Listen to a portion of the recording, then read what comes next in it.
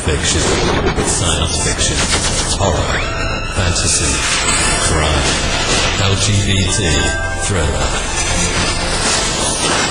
You have now entered the House of Mystery with your hosts, Eric Shapiro, David North Martino, John Copenhaver, and Al Warren. Heard on KCAA 106.5 FM Los Angeles, 102.3 FM Riverside, and 105.0 AM Palm Springs. Oh, welcome back into the House of Mystery, and I am Al Warren, and joining me today is Mr. Gavin Stone. Yeah, hello, everybody. How are you? Oh, isn't that great? You didn't fall asleep this time. Yeah, luckily. Well, we are ready to go. Now, today, what are we doing? Today we are doing a mystery, but not just your normal mystery. We've got dogs involved, so this is good. I've got my 19-year-old here, Jack Russell. He's waiting. He's raring to go. Yeah, but he's sleeping, so it's as good as it gets. So let's bring into the show. We've got a new book written by her, and it's called Hunting the Truth, and it's the National Forest K-9 book, too. So Kathleen Donnelly, thank you for being here. Thank you so much for having me on today. I'm excited to be here. Well, Kathleen, so what kind of truth are you hunting for here? Oh, we're hunting for who killed my protagonist, Maya Thompson, who killed her mother. It's a cold case, and the truth will be hidden in the Colorado mountains, and it'll take a dog to help her find it. Yeah. Dogs are better than people, aren't they? You know, they really are. I mean, they're called man's best friend for a reason. And I love that you have a Jack Russell. I actually, I had one for a long time that, believe it or not, I worked as a drug dog, and I called him my undercover agent, and he was the best drug dog I had. Well, yeah, dogs are great. I've been, myself, and people that listen or people that know, I've been getting rescues for about 25 years, and I get the old ones from the pound. So, the ones that nobody adopts, they're 5 and plus usually. So I've been getting dogs for, 25 years, and I have 3 acres. So, it's always good to have them around. So yeah, I've got a Jack Russell right now, and he's 19 years old. That's amazing. That's a testament to how well you're taking care of him. Well, yeah. His girlfriend just passed away back in January this year, and she was 20. Oh my gosh. Wow. That's amazing. I know. But the only thing is he's really depressed now, right? Like he's just like, he used to be a lot more into doing all sorts of stuff, and now he just sort of moseys around, there's no more woman to tell him what to do. I love it. Because she did. She was the boss. No doubt there, I'll tell you. It was all about her, I'll tell you. Anyway, enough about his problems. What made you go into this kind of writing? I mean, because this is specific. So when you're talking about K-9 work and you're talking about the dog, it's kind of like a modern day Lassie, sort of. It really is. I first was interested in writing it after I'd I have a private company I co-own called Sherlock Hounds Detection K-9s, and we're a private drug dog company. So I've worked K-9s with that company since 2005. I just love how dogs can help us solve mysteries, whether it's just simply what we do, which is going in to keep schools safe, and they go in and they check to see if there's drugs, alcohol, or gunpowder in the schools, to the police dogs who go out and track criminals and apprehend and do all that work. And I really wanted to create a mystery where the dog was almost as equal as the protagonist as a main character, to help solve the mystery, to show how they can help us out, show, again, why they're called man's best friend, and show the partnership between this handler and dog. It's really fun to bring that out and make that part of the storyline. Yeah, I would imagine. And how do you write a personality for your dog or any dog in a book? Because you can kind of characterize the human, whether they're good or bad, the bad character that does bad things and the good one and stuff. And you can kind of fill that in. How do you fill in the dog's character? Do you take dogs you've worked with, or where does that come from? So I start with, there's certain characteristics for working dogs. So you can just start with that right away. They're going to be very high energy, what we call very high drive, a high prey drive. They're not easy to live with. So they're not going to come home and just be a normal pet. If you have them loose in the house, they're probably going to tear things up because they just have that kind of energy and drive. So I started with a dog that you would want working, and my dog, and my fictional dog, is a Malinois. And that's a very common breed for law enforcement to have. And again, they're very high energy, very high prey drive. And then I added in more character to the dog by thinking through what it's like. Some of my dog's personalities, they all have their own personality. They all have their own little quirks. And so I created my fictional dog that way. I gave her, her own personality. She loves to rip things up, but at the same time, she's a heck of a good working dog. So my readers all know that she's probably going to rip up a blanket or a bed if she's given the opportunity. But at the same time, she's going to go out and track, find the bad guy and work really hard for her handler. So it was really fun to create. Juniper is her name in the books. And it was really fun to create her. And like I said, there's a little bit of all my dogs in this K-9 character, which is also fun. Well, Alan kind of stole my question there a little bit, because I was going to ask about perspective shifts when we're doing, obviously from protagonist to antagonist, or different characters in the book where you're looking through their eyes. What challenges did you come across with that, writing everything from like communication between the dog and the protagonist and those kind of areas? I really had fun exploring that. I think about how it's a partnership with my dogs. So when I go out and work and in the books I call it like a dance, and it is. You get to know that feel down the leash. You feel what that dog is working like on any given day, and it's a lot of fun to add into the books. There's sort of it may not be a verbal communication, but you're reading their body language. You're feeling the tension down the leash. You're watching your dog. When they're what we call in odor. So in other words, like if they're looking for something, their body language will change when they find whatever it is, whether it's a person or drugs or explosives or whatever that dog is trained to do. And so I really had fun from my main character's point of view, writing that work, what she's observing with her dog and the communication going on between her and her dog. Yeah, it's pretty amazing. So your main character, who is your main character? Describe your main character. Sure. My main character, her name is Maya Thompson, and she's a U.S. Forest Service law enforcement officer and K-9 handler, obviously. I was really excited when I found out in real life the Forest Service has their own K-9 division with their law enforcement. And we live near several national forests ourselves, and it's really fascinating to look into like the jurisdictions and all that kind of stuff. But as I was creating Maya, I wanted to bring in a few different things. One was from a K-9 handler's perspective was handler error.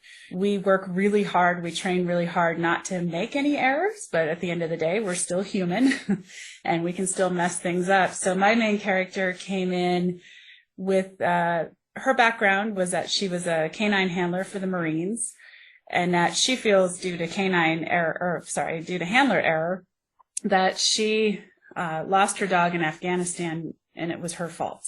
And so she's vowed to never work another dog again. And that's where we meet her in book 1, Chasing Justice.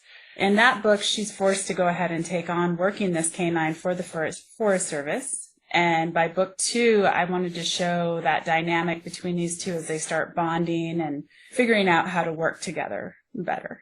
And where do you get your cases from? Like when you're writing about a story, some sort of crime, where do they come from for you? A lot of it's imagination. Some of it's loosely based on just things I read. Living out here in Colorado in the West, public lands have always been a controversial topic. And all the way back, holy cow, back to the Reagan administration, you had the Sagebrush Rebellion where they wanted to privatize public lands and sell them off and all that kind of stuff. And so some of that I really loosely used to base my antagonist for chasing justice. And Hunting the Truth, that one was just, I knew I had this storyline set up. My main character, Maya, was raised by her grandparents because her mother was murdered. And she's always wanted to bring justice to the murderer and figure out who did it and why. And so in Hunting the Truth, that was just really just letting my imagination run, brainstorming, and trying to figure out, again, how I can have the dog solve a mystery. And the mountains, too. I love the mountains as their own character. You know, they're sort of a Jekyll and Hyde character. They're really beautiful, but they're really dangerous. And so I love trying to figure out how to use the setting as well to either help my characters or make things worse for my characters. Yeah, always fun to give them those hurdles. How much of kind of Maya's life is parallel to yours? Is she a version of you or somebody completely different? You know, she's completely different. I've never worked dogs in the military. I was never in the military. I would say there's very few things that were alike, but of course, I mean, any character you create as a writer, there's pieces of yourself in them. But she's really her own person. She's really a strong character, and, you know, she's dealt with a lot in her life, and she's pushed through a lot, and it was really fun to create her and bring her to life. What do you hope people get out of a book when they pick up one of these? You know, I hope people enjoy the K-9 work. Hopefully they learn a little bit about it if that's something they're interested in. And then, of course, I hope they enjoy the suspense in the books and the setting.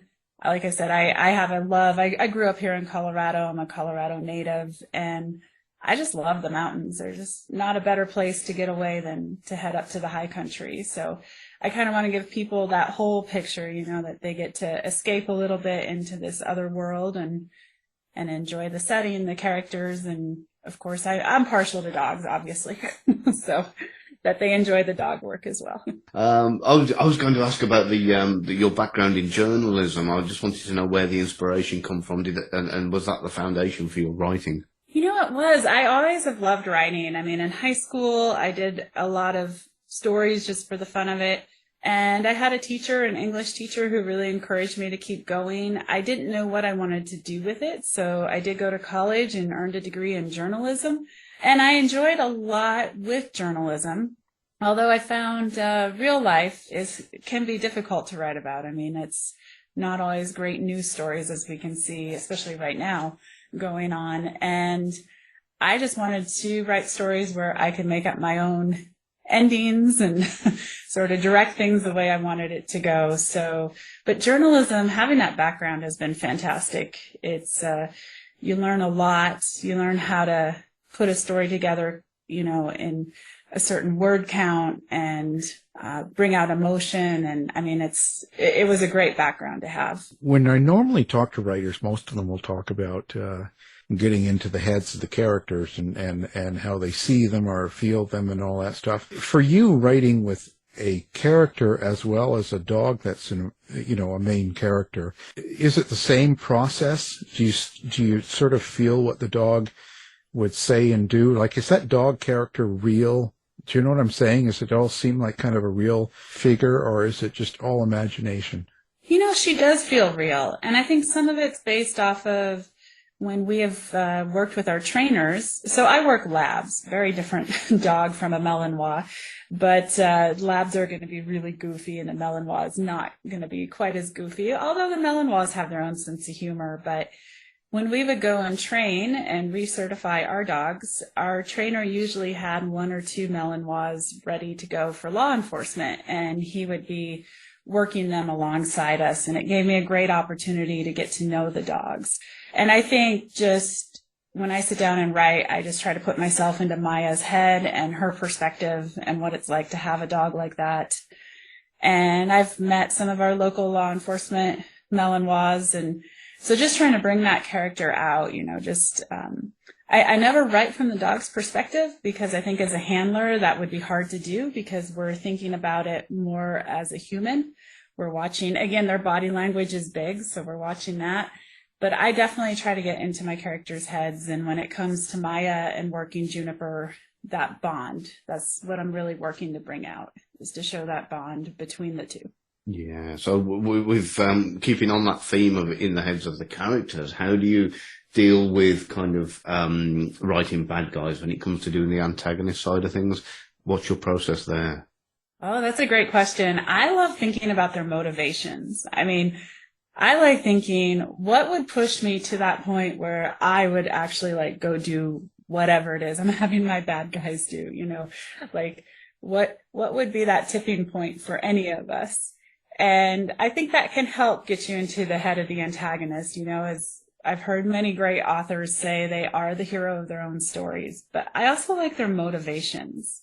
And I think I find it fascinating because as I've worked the dogs and met different people over the years, I've worked with some kids that some might call quote unquote bad kids. But as you get to know them, you realize it's just really a lot of times just their life growing up or their environment or, circumstances. And so I think I can bring that into an antagonist and think what would make them turn and say that killing someone or doing whatever, running drugs or whatever the storyline is, why would that be okay? And then I think that's interesting to see if you can create just a little bit of sympathy for that character, but at the same time, you don't want them to win. So do you pretend to be those people and you go out and rob a store and see what happens? And oh yeah, my husband's bailed me out of jail so many times now. he just picks you up. You have a room in the jail. Yeah. They give me my own little writing suite there. It's awesome. So it's just like go out and set a place on fire and do all these bad things. That's right. Yeah. I could see it now. It's kind of interesting, because a dog, because I've had so much experience with animals, period, but with a dog, you'll never speak to the dog. They'll never speak to you, but over time you learn who that dog is. Do you know what I mean? How you can pick up things just from their actions, and just as that's how they learn us too, right? They learn by our actions. Do you know what I mean? So it's kind of a very unique relationship. It's different than typical with people and stuff like that. I would imagine that would be kind of one of the most difficult things to try and describe in a book. It was difficult. I thought, as a handler, I have an advantage, and I'll easily be able to write this. And no, it was really difficult, actually. I had to think about, because you're right, it is a different dynamic and it's a different relationship. And I've worked probably about 10 to 12 dogs over the years, and they've all been a little different. They all have their quirks. You have to watch your body language. I have to make sure I'm not doing something that throws them off their work or makes them alert by accident or something like that. We work really hard to make sure our body language is also correct. So it was really interesting to write the book and try to put that down into words on the page. And it was a lot of fun too. And I finally actually went out and set up a training day with my dogs, and we went out and we trained, and I tried to write down, what does this feel like? What is it? Just trying to get all those senses into what is this like, and then how can I take this and put it into the book for my character. Yeah, because you're going to also have people that don't have that kind of life experience with animals or with dogs that read it. And, just like if you watch Lassie, you have to feel the animal, you have to also feel the people. So it's kind of a new section, a new dynamic, like you said, of something that someone has to learn from you. So I'd imagine that would be quite a bit more difficult than it sounds. It was definitely a challenge. I definitely had to stop and think things through, and my editor was great too, because I would write something like, she was working a scent cone, and she'd say, well, what's a scent cone? Yeah. I'm like, well, how do I write this into the book and describe what that actually is without stopping and making it a training manual? So it was a challenge, but it was a lot of fun. I really enjoyed it. Yeah, I was actually just thinking that myself. I'm lucky. I've written spy fiction, so I can put a glossary in my book with like the different terminology, and so that was where I was actually going to go with. Did you find yourself writing this from the reader's perspective, sometimes thinking I need to put this in layman's terms, and did you find yourself like kind of going back afterwards and going, I really should explain that, what's going on there? I did, yeah. I definitely, during the edits, I would go back and try to explain things more. So for the first draft, I try to just like any first draft, and the whole story. You're just trying to get it down. And I didn't worry about using any of the slang we use, or any of the training terms. And then when I'd go back to edit, I would definitely think, okay, how can I describe this? And maybe I can use the setting. Maybe I can use my character's perspective on what she knows, or, how can I show this? And I feel like I did pretty well with that. The readers seem to have understood it pretty well. I haven't had anyone say, "Oh, I really did not get this book." So that's good. It's a good sign. Yeah, well, that's a good sign. Yeah, and so when you're writing the bad character, like you were talking about, so you like to show motivation. So you got to kind of explain why the character does the bad thing that they do, right? Is that kind of what you mean? Yeah, I mean, I think any character is motivated by something. I mean, we're all motivated to, whether it's to go to work because we need that paycheck, to, all those basic motivations, to more of your literary type book motivations on, well, why do they want this money? I mean, so they're making drugs, or they're, killing people, but it's all about making money, or it's all for, other types of motivations to save themselves so that they don't go to prison. But why? I like to keep asking why, and kind of drilling down and trying to get deeper into the why behind it. So now the violence, how do you write the violence on the page, or do you stay away? Is this more cozy sort of detective, or does this get into the grit? I'd say it's in between. It's not quite like a gritty, but there's definitely violence. I would not call it a cozy mystery. There's definitely blood and some bad language, things like that. So I would not put it in the cozy category. I just try to set up the scene to where hopefully the reader can use their imagination. And I show some things. I let the reader fill in probably on some other things. So I try to keep it like a PG-13 if I can, but that kind of a feel. Not rated X. Yeah, not X. No. What's your relationship like with your characters? It's, I know this is normally a question Alan asks, but do you kind of, do you hear their voices in your head when you're, kind of lying in bed at night? I do. I mean, I feel like I think you get to the point when you're writing where you feel like your characters are real and they're out there somewhere. It's, my husband and I would go to the national forest to hike or whatever, get away, and I feel like I'm going to run into them somewhere. And I definitely, when I'm writing, I feel like I'm in their world. It's really fun. You can hear their voices, and I really try to get into their perspectives. And, they've started to feel really real, which is a lot of fun. Right. So. Yeah. And does your husband let you drive, or does he have you on a watch list and hammer set up in the house just in case? Like, you're not waking up in the middle of the night finding bloody shoes or anything crazy around. Right. Right. Shoveled by the bed. That's right. No, he's I think he's pretty trusting right now, but you never know. He cuffs her to the bed. Yeah, that's right. Yeah. He sleeps with one eye open. Yeah. I was going to say, there's just it's crazy. She's talking to all these people and she's driving and there's nobody else there. It's crazy. That's right. That's right. I get in probably more trouble for talking to my dogs, so. Well, dogs are reliable. I don't know.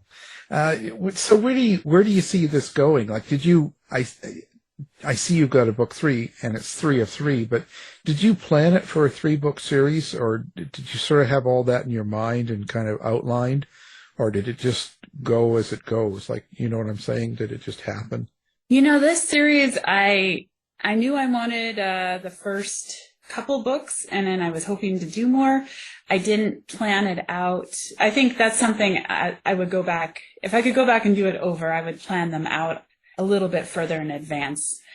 But it's been a lot of fun. So we got book 3 of 3. I have ideas for book 4 and 5, and I'm just working with my agent on them right now. But book 3, Killer Secrets, will be out in March. And I'd love to see. I feel like the series can continue on. If it became a televised series or a film, who would be your perfect person to play Maya? Me. Oh, that's right. Yeah, that's the first person who came to mind. I put on my dog outfit and I'm ready. Yeah, yeah. Oh, that's a great question. I picture Maya as like maybe a Jessica Chastain, that kind of an actress. I'm trying to think, Ron Howard's daughter. I'm forgetting her name right now. That's her name, Ron Howard's daughter. His daughter, yeah. Daughter Howard. That's it. We'll tag her in the tweet and see if she was listening. Yes. If she would like to play Maya, that would be fantastic. That's only, of course, if I can't. That's right. You are up first, and up I think Juniper could be played by your Jack Russell. That would be perfect. Because I've got the hair for it. That's right. Oh, that's terrible. Awful thing. So now when you're writing the scene and the location, like you were talking about how it's kind of, you're writing it almost like a character, aren't you? The location. I definitely am. I think growing up here in Colorado, like I said, it's kind of like a Jekyll and Hyde character. I don't think I'm ever going to be hired by the Colorado Tourism Board because I think of all the things that can go wrong, but everything from in Chasing Justice, the first book, I had widowmakers, which have become quite prevalent out here, and that's tree branches due to the pine beetle kill. The dead trees, the branches will fall and kind of hang at an odd angle, and then if high winds come up, the big branches come down and they can kill someone, so they call those widowmakers. And I have avalanches in book 3, Killer Secrets, Hunting the Truth. I had some landslides and, wind, actually working a dog, just something as simple as high winds that we can have out here in Colorado can make it really difficult to actually work your dog. It can throw the scent around and make it hard for the dog to pinpoint it. So sometimes just something as simple as that coming in. I mean, we've had floods, we've had a lot of different things that can happen. So at the same time, the mountains are gorgeous. I mean, there's no better place to escape or photograph or relax than getting out into the mountains. So that's why I call him like a Jekyll and Hyde character. It's fun because, like today, as we're talking, it's gorgeous. It's 65 degrees, sunny and beautiful out. And by Friday, I think we're going to be in like 20 degrees and snow. So you just never know what Colorado's going to bring. Well, that's okay. It gives you variety and stuff. And what do you mean widowmaker? Why do they call them widowmakers? How about widower? How come it's always the man that dies? Right? It's the man. Good point. I'm just saying, how about a widower maker? There you go. I'm just pointing that out, right?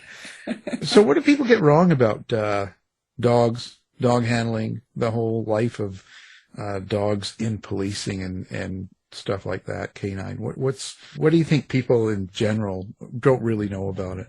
I think I'm surprised at how many people still believe the myth of like, if you run through water, the dog can't follow your scent. Or if you hide drugs in coffee, the dogs won't find it. And I'm like, you just keep telling yourselves that. It makes my job easier. Yeah, I mean, dogs can smell through water. Even cadaver dogs find victims who have drowned in lakes and even rivers, environments like that. So there's a lot of myths out there that I think people still believe. I think the other funny thing I get is everyone says, oh, your dogs are so well behaved and they must behave so well at home. And I'm like, well, they're really well trained to do their job. But again, you're talking a high energy, in my case, labs. They have specific house rules because it's really hard for them to behave, but people think the training means that they're going to be just perfectly behaved all the time, and that's not the case. I watched a movie, it's called Dog, with Channing Tatum, and I think the storyline was good, but they really nailed the dog's personality and character in that. So if someone wants to see what it's like, that's a good one, and then, of course, read my books. But I think those two things are the biggest things I get. People just saying, oh, because they're so well trained, they're easy to live with. Well, not so much. And then the myths, like I said, I'm still amazed. People think they can't find you if you run through water because that's not a problem for them at all. Boy, I better stop doing that. Every time I'm smuggling my drugs, I'm running through water. Yeah, I can give you some tips when we're done here. Yeah, what are the biggest tips now for the drug runners here? That's right. That's great. What do you get out of each of these books? Do you think? Do you think this sort of has an effect? Because typically when a writer writes about a character or a story, they kind of live through that character. And if you're hearing voices and you're also living through the dog in a sense, like, well, you know what I mean? Like whatever you put, whatever you're putting your characters through or your dog through and stuff like that in the book, during that whole time you're writing the book, you're sort of living in that situation. It's real for that time. Do you think that each one of these books has an effect on you in that way of some sort? Do you think you change somewhat or get something out of a book when you write one of these? Oh, that's an interesting question. I think, that's a really good question. I don't know if I change. I think it's fun to live a little vicariously through the characters, to have that opportunity. In real life, I really don't want to be a law enforcement officer. That's not my goal, but it's fun to step into those shoes and put yourself in different situations and see how the character is going to handle it. I think it's fun to learn more about the dual purpose dogs. So that's the dogs that, the law enforcement dogs that have more than one job. So they'll track and they'll apprehend and they'll find drugs usually and sometimes find evidence. And so I think it's been fun to learn more about what a dog can do, especially the evidence. I find that so fascinating because evidence searches basically is like if I robbed a store, so here I go on my crime spree again. But if I robbed a store, and I threw a knife or a gun or a glove out into the a field, the dog can go find that because it's new to the environment and they can differentiate that. So I think that's pretty amazing. So I think for me, it's just been fun to learn more about the capabilities of what a dog can do. It's been fun to learn about law enforcement, what their job is really like, and live a little vicariously through that. But at the end of the day, I'm glad I'm not out arresting people and doing that job. I admire anyone who can. It's not an easy job. I hear a lot of authors write their first book and then a week or so after they've written it, they find out something or come across something and go, oh, I wish I'd have seen that and put it in my book earlier. Or have you ever had that similar experience where you kind of, because you've got like the three books now, is there anything you come across that you think, oh, I wish I'd have known that for book one or book two or earlier on before? Things like that happen, but what I tend to do then is just write them down, and I'm like, oh, I'm going to put them into the next book. So I'll figure it out, or another book idea down the road. So I keep a notebook with ideas, and so, I mean, I think all of us could go back and edit our books over and over again and come up with different things, but I like to just keep those ideas and say, oh, in the next book, I'm going to do that. Yeah, so that's going to sort your plot out for the next book. Then you're just going to join the dots between all the notes that you've got. Yeah, hopefully. I mean, or they just give me ideas. I mean, just little things like, for example, in Hunting the Truth, I learned that when tracking someone, if they find a footprint, they can put a piece of gauze over it, and that preserves the footprint for casting and whatnot. But also, it creates a scent article for the dogs, so it gives the dogs like, that's the specific scent we want you to find. And so when I learn little things like that, it's just fun to put in. And so I think I learned that in between writing Chasing Justice and Hunting the Truth. And I thought, oh, in the next track, I'm going to make sure they do that and then use it to find the bad guy. Interesting. So now each book does stand alone. Like you don't have to start at book one, right? Correct. Yeah, I always try to write them to where they stand alone, but I also say you'll probably get a lot out of them if you read them in order, but yeah, they can definitely be read alone as well. Well, yeah, because the characters change and they grow, and as they go through whatever they went through in book one, they'll be different in book two, and so I think it's important. You got to read them all, but you're not teasing people with a cliffhanger, right? Where someone's just about to jump off a cliff and then you end the book. No, I try not to do that. So what was the biggest challenge for you writing this book? Oh, gosh. I think just researching. I really wanted to talk with a Forest Service law enforcement officer, and I discovered that was harder to connect with someone than I thought.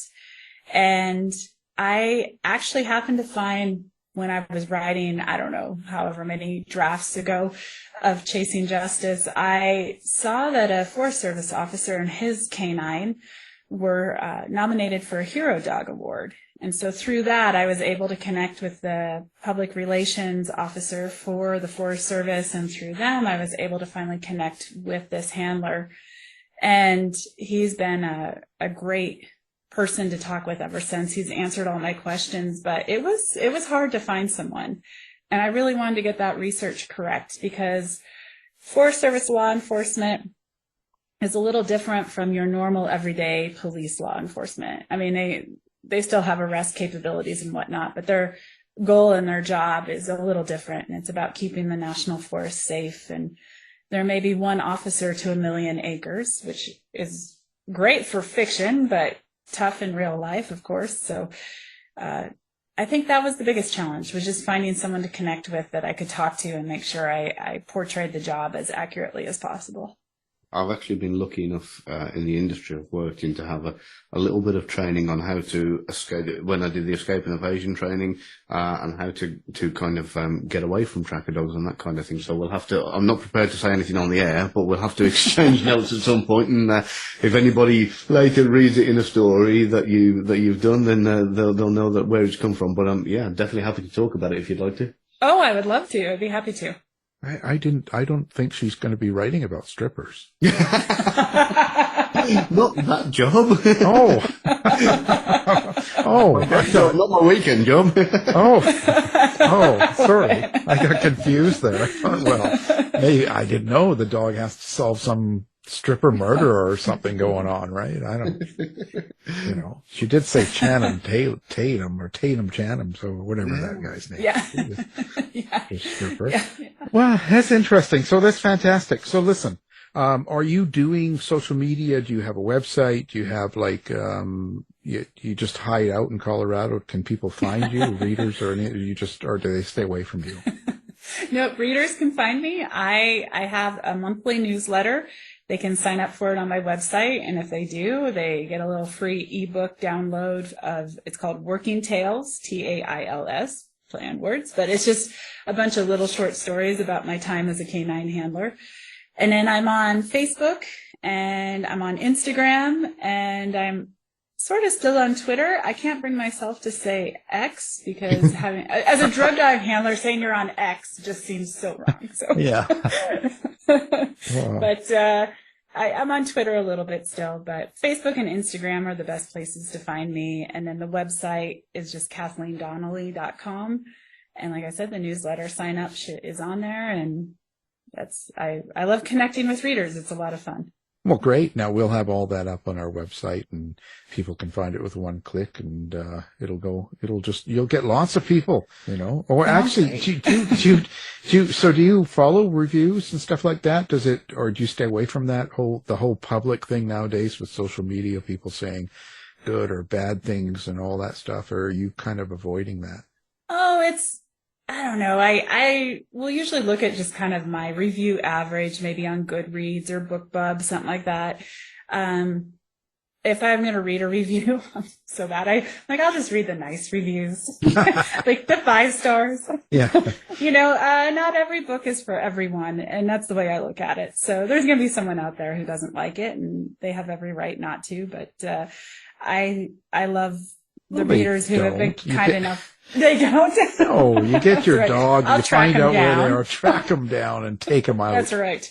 Okay, I was secretly going to do that. Yeah. But, I wasn't going to try to put it out there on the air, but I guess my secret's out now. But I just think that would be a really good theme. You could have the hunter, the review hunter, and then you could. That's this wild woman, and she goes out looking for the reviews with her dog, and tracks them down and takes them out. There you go. I like that. Yeah, that would be good, actually. Yeah, that would be good. So, no, I feel pretty lucky in that the majority of the reviews have been very kind, and well, hopefully we can get that changed. They like it. Okay. Yeah, I don't want to go too far down that road. No, I was just wondering if it affects you or if you see that, because that's what I do too. When I very first book I wrote, I was like on every single review and seeing it, and then now I just look at the overall. You see something, it's like 1,100 reviews, then you kind of go, it's 4 average, great, good enough, perfect.